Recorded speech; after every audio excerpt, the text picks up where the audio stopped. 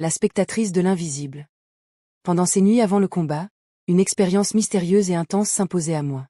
Je me retrouvais souvent hors de mon corps, comme si mon esprit avait été détaché de la réalité matérielle, pour observer un monde invisible.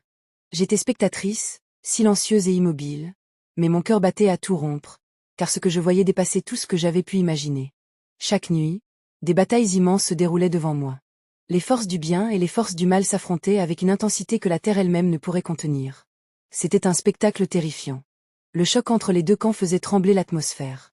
Beaucoup de sang coulait à chaque fois. Comme si chaque affrontement laissait derrière lui une empreinte de souffrance, mais aussi de purification. Je ne prenais pas part à ce combat, mais seule la grâce d'être un observateur, d'apprendre et de comprendre m'a été accordée. C'est comme si Dieu voulait m'initier à une réalité plus haute. Celle du combat spirituel qui dépasse la chair et le sang.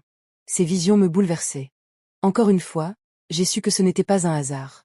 Dieu m'a permis d'être spectatrice, pour ouvrir mes yeux sur la gravité de ce qui se joue dans l'invisible.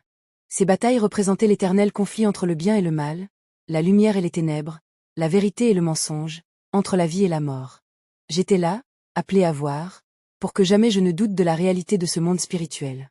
Je voyais des stratégies, des mouvements invisibles, des plans qui semblaient invisibles aux hommes, et je réalisais que le combat spirituel est réel, universel, et que la fidélité et la lumière sont les seules armes fiables. Chaque nuit, cette vision répétée me marquait davantage. Je comprenais que mon rôle n'était pas seulement de survivre à mes épreuves terrestres, mais de devenir consciente de l'invisible, de savoir discerner, comprendre et rester ferme face aux attaques spirituelles. Malgré l'intensité, la violence et la peur que ces visions suscitaient, un calme étrange m'habitait. Je savais que cette observation me fortifiait, que chaque scène me préparait à la mission pour laquelle j'avais été mise à part.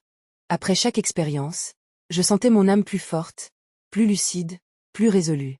J'ai compris que ce que je vivais n'était pas destiné à m'effrayer, mais à m'armer, à faire de moi une guerrière spirituelle, prête à tenir face à l'invisible et à accomplir la mission que Dieu avait prévue pour moi.